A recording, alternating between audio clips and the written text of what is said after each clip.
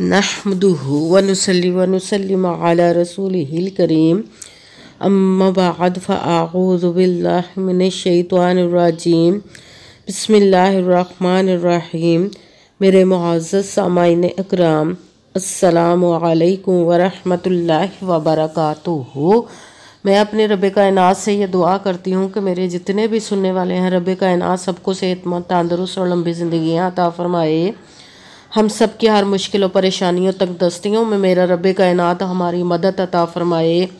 हमें ज़हनी, रूहानी, जिस्मानी अज़ियत और तकलीफ़ और बीमारियों से निजात अता फरमाए।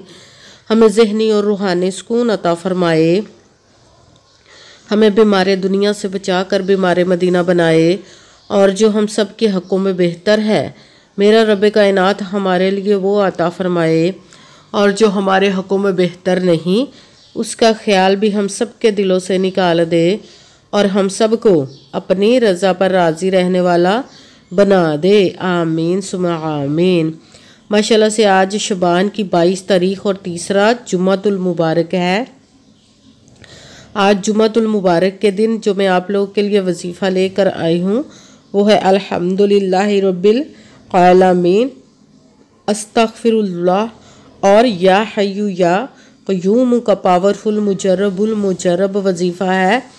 आप इस वजीफ़े को जो आपकी सालों से हाजात रुकी हुई हैं, पूरी नहीं हो रही, आपने बहुत से अमाल किए, बहुत सी दुआएं करवाई मगर वो पूरी नहीं हो रही, जो सारी उम्र ना आपको मिल सका, तो इस वजीफ़े को पढ़ते ही इंशाअल्लाह उल अज़ीज़ रब कायनात अपने हुक्म से आपकी वो हर नेक और जायज़ हाजत को पूरा अता फरमा देगा जो आपके हक़ में बेहतर होगी।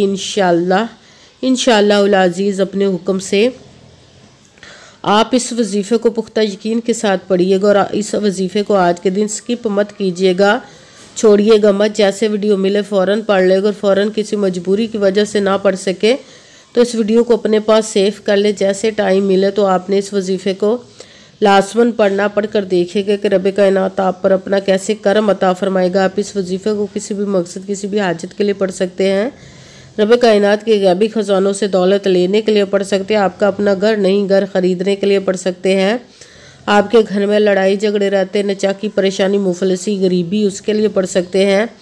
आपकी औलाद नहीं या आपकी औलाद ना फरमान है, उसके लिए पढ़ सकते हैं। आपके ऊपर बहुत ज़्यादा कर्ज उतरने का सबब नहीं बन रहा है, या आपने अपनी कीमती चीज़ या पैसे किसी को दिए वापस नहीं कर रहे, उसके लिए पढ़ सकते हैं।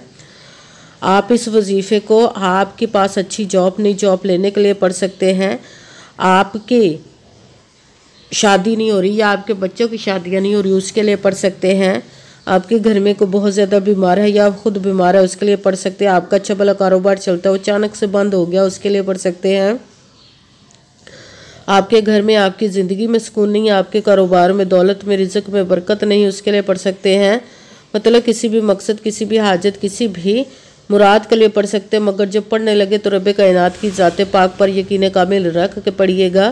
कहते हैं कि यकीन कामिल होता है, पीर कामिल नहीं होता, और अच्छी नीयत रख के पढ़िएगा कि रब कायनात कुरान पाक में इरशाद फरमाता है इन्नमल अमालु बिन्नियात, कि जो अमलों का दारोमदार होता है वो नीयतों पर होता है। अगर हमारी नीयत अच्छी है तो हमारा अमल भी अच्छा होता है, और अगर हमारी नीयत ही अच्छी नहीं तो हमारा अमल भी अच्छा नहीं होता। चाहे हम जितनी मर्ज़ी मेहनत कर ले, जितनी मर्ज़ी कोशिश कर ले, हमें उसका फल, उसका अजर अच्छा नहीं मिलता। इसलिए अच्छी नीयत रख के, पुख्ता यकीन रख के, और 5 वक्त की नमाज की पाबंदी लाजमन रखिएगा। फिर इस वजीफ़े को कीजिए। अगर वजीफ़ा करते वक्त आपके दिलों में, जहनों में ऐसा वसवसा नहीं आना चाहिए कि हम ये अमल कर रहे हैं, पता नहीं हमारी मुराद पूरी हो या ना हो। ऐसा हो नहीं सकता कि हम रब कायनात के किसी इसम का या कलाम पाक का वजीफ़ा पढ़े और हमें कामयाबी ना मिले। ये हमारे ईमान की कमज़ोरी जिसकी वजह से हमें नाकामी मिलती है। आपने सिर्फ अमल करना, उसका फल, उसका अजर देना उस ज़ाते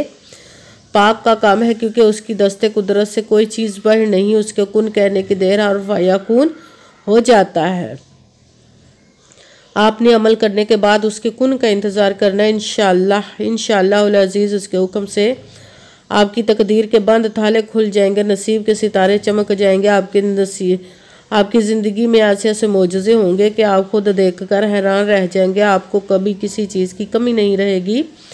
इंशाअल्लाह उल अज़ीज़ उसके हुक्म से अगर वीडियो अच्छी लगे तो इसको लाइक ज़रूर कीजिएगा और आगे भी शेयर कर दीजिएगा, ताकि किसी दूसरे को हमारी वजह से फ़ायदा पहुँचे तो हमारे लिए सदका जारिया बन जाए। जो नए हैं इस चैनल पर, इस चैनल को सब्सक्राइब कर ले, बेल आइकन को भी दबा लें ताकि मेरी अगली आने वाली वीडियो आप तक पहुंच सके।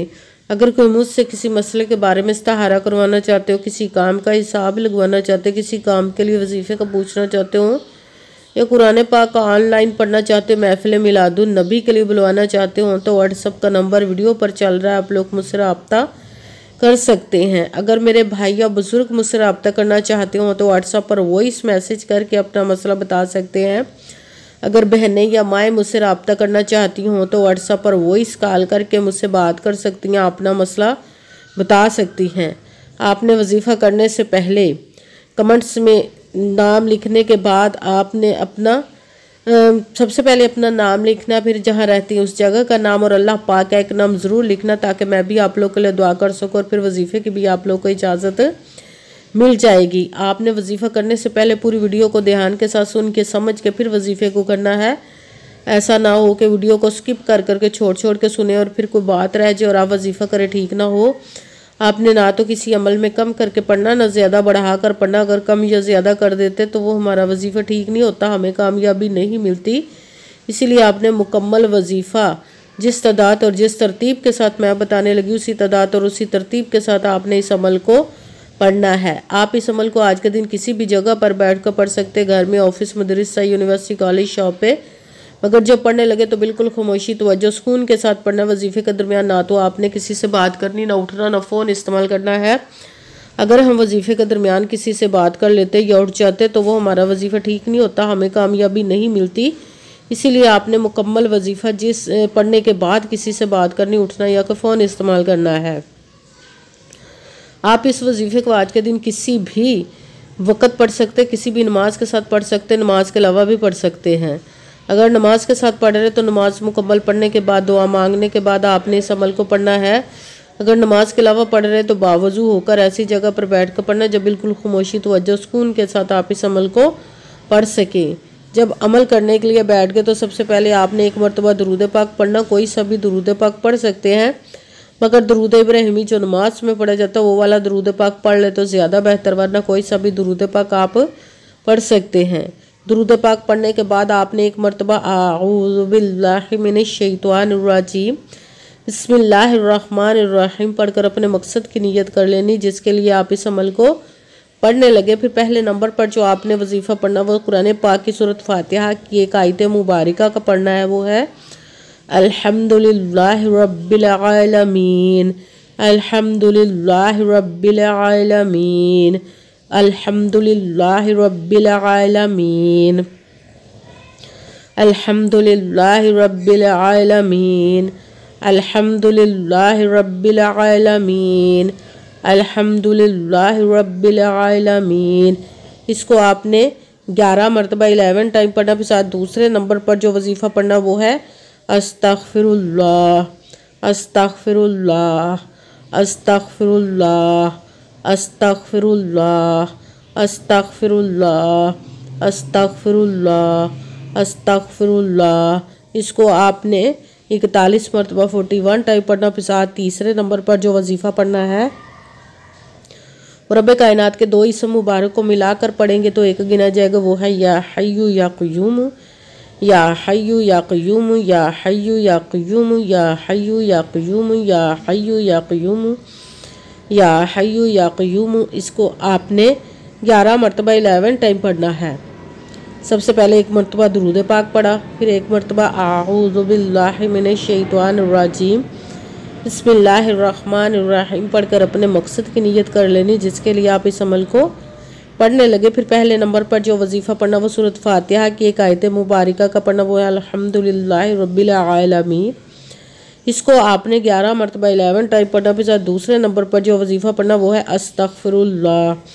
इसको आपने 41 मरतबा 41 टाइम पढ़ना। फिर तीसरे नंबर पर जो वजीफ़ा पढ़ना है वो रब्बे कायनात के 2 इसम मुबारक को मिलाकर पढ़ेंगे तो एक गिना जाएगा, वो है या हय्यु या क़य्यूम। इसको आपने 11 मरतबा 11 टाइप पढ़ा। फिर वही दुरूद पाक पढ़ना जो दुरूद पाक आपने वजीफ़ा शुरू करने से पहले पढ़ा था। जब दुरूद पाक पढ़ लिया, अब आपका वजीफ़ा मुकम्मल हो गया। अब आपने दोनों हाथों को रब्बे कायनात की बारगाह अक़दस में बुलंद कर लेना। सबसे पहले अपने गुनाहों की बख्शिश की दुआ मांगने, फिर जिस मकसद जिस हाजत के लिए आपने इस अमल को किया उसकी खूब दुआ कीजिएगा और दुआओं में मुझे भी याद रखिएगा, मेरे लिए भी दुआ कीजिएगा। जज़ाकल्लाहु खैरा। जिस मकसद जिस हाजत के लिए आपने इस अमल को किया, रब्बे कायनात अपने हुक्म से, अपने प्यारे महबूब के सदका से, अपने कलाम पाक और इसमें मुबारक के सदक़े और इस प्यारे प्यारे माह मुबारक शुबानुल मुबारक के सदक़े आपकी तमाम नेक और जायज़ आजात को कबूल व मंसूर अता फरमाए।